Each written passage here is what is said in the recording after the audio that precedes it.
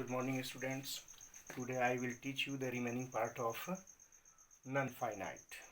इससे पहले वाला जो क्लास था उसमें मैंने आपको नॉन फाइनाइट और फाइनाइट के बारे में बता दिया था। नॉन फाइनाइट्स के जो कुछ काइंड्स होते हैं आज मैं उसके बारे में आपको बताऊंगा। तो इसमें जो पहला है उसे बोलते हैं इन्फिनिटिव, जो दूसरा है उसे बोलते हैं जीरंड, और जो तीसरा है उसे बोलते हैं पार्टिसिपल। अब एक चीज़ आपको देखने की बात है, जो पहला है इन्फिनिटिव, इसमें एक और जुड़ा हुआ है जिसे बोलते हैं बेयर इन्फिनिटिव। जीरंड अपने आप में अकेले है। ठीक उसी तरह से जो पार्टिसिपल है, इस पार्टिसिपल में दो है, प्रेजेंट पार्टिसिपल, पास्ट पार्टिसिपल। हालांकि एक तीसरा भी होता है परफेक्ट पार्टिसिपल, लेकिन चूंकि आपके बुक में वो नहीं है तो दो ही समझिए जितना दिया हुआ है। तो आइए हम इन्फिनिटिव से स्टार्ट करते हैं कि इन्फिनिटिव होता क्या है। एक नंबर पर infinitive, A verb with to is called infinitive। कहता है a verb with to to is called infinitive, यानी वैसा verb जिसके पहले to आता है, यानी verb जब to के साथ आए तो उसे infinitive कहा जाता है। infinitive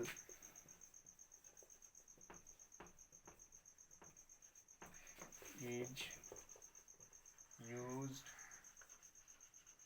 to show the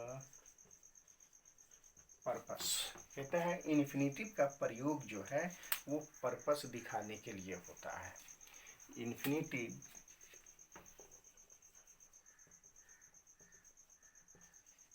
is used as a subject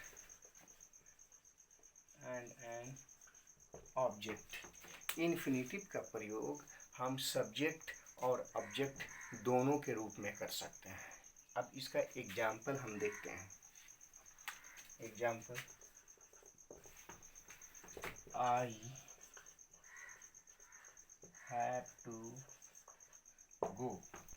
I have to go, मुझे जाना है। अब आप देखते हैं कि इस सेंटेंस में आई हैव टू गो, ये गो जो है ये वर्ब है, और इस वर्ब के पहले यहाँ पर टू लगा हुआ है, टू गो, यानी वह वर्ब जिसके पहले टू आता है उसे हम इन्फिनिटिव कहते हैं। मैंने कहा कि ये पर्पस दिखाता है, तो उसका भी एक एग्जांपल देखते हैं। I have come here to read. I have come here, मैं यहाँ आया हूँ, टू रीड, पढ़ने के लिए, यानी मैं यहाँ आया हूँ, मेरे आने का मकसद क्या है तो टू रीड, पर्पस क्या है तो टू रीड, यानी मैं यहाँ पढ़ने आया हूँ। यहाँ टू रीड जो है ये आपको पर्पस शो कर रहा है। कहता है यहाँ पर ये ऑब्जेक्ट का भी काम कर दे रहा है, सब्जेक्ट का भी काम कर सकते हैं। Example, to write is easy. लिखना आसान है। अब राइट मीन्स लिखना, यहाँ राइट के पहले मैंने टू लगा दिया है, तो यहाँ पर टू राइट जो है वो सब्जेक्ट का काम कर रहा है। उम्मीद करता हूँ ये बात आपको समझ में आई होगी। अब आगे देखते हैं जीरंड के बारे में।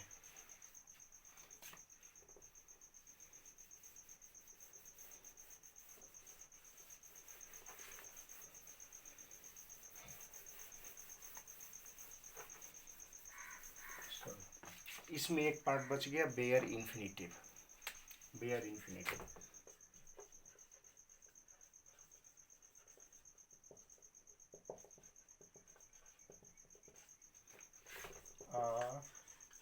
verb without to is called bare infinitive. कहता है बेयर मीन्स होता है नंगा, विदाउट क्लोथ्स, तो बेयर इन्फिनिटिव।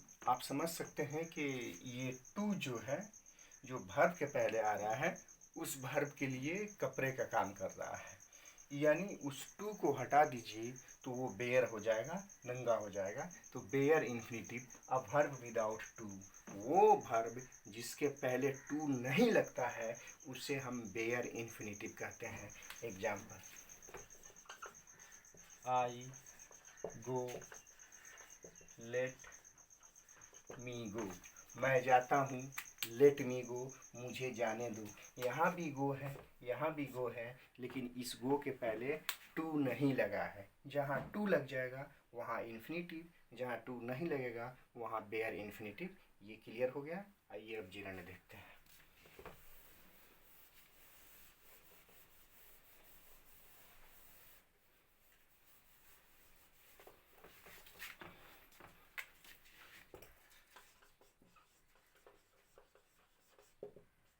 जिरंड,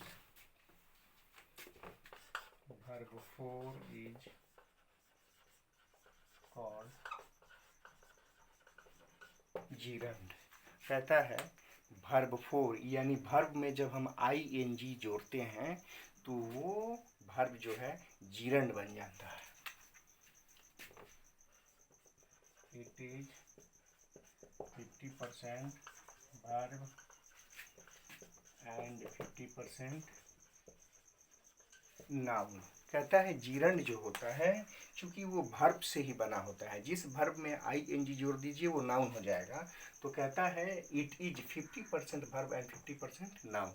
जो जिरंड होता है वो 50% वर्ब होता है, और वर्ब में ही ing जोड़ देते हैं वो नाउन बन जाता है, तो 50% नाउन भी हो जाता है। It works as a subject and an object in a sentence। कहता है जिरंड जो है वो किसी भी सेंटेंस में या तो सब्जेक्ट का काम करेगा या तो ऑब्जेक्ट का काम करेगा। तो ये बात समझ में आएगी कि जिरंड होता क्या है। वर्ब 4 यानी वर्ब में ing जोड़ देंगे तो वो जिरंड बन जाता है। जिरंड जो होता है वो 50% वर्ब होता है, 50% नाउन होता है। कहता है किसी भी सेंटेंस में जिरंड जब आएगा या तो वो सब्जेक्ट का काम करेगा या तो वो ऑब्जेक्ट का काम करेगा। इसका एग्जाम्पल हम अगले वीडियो में देखते हैं।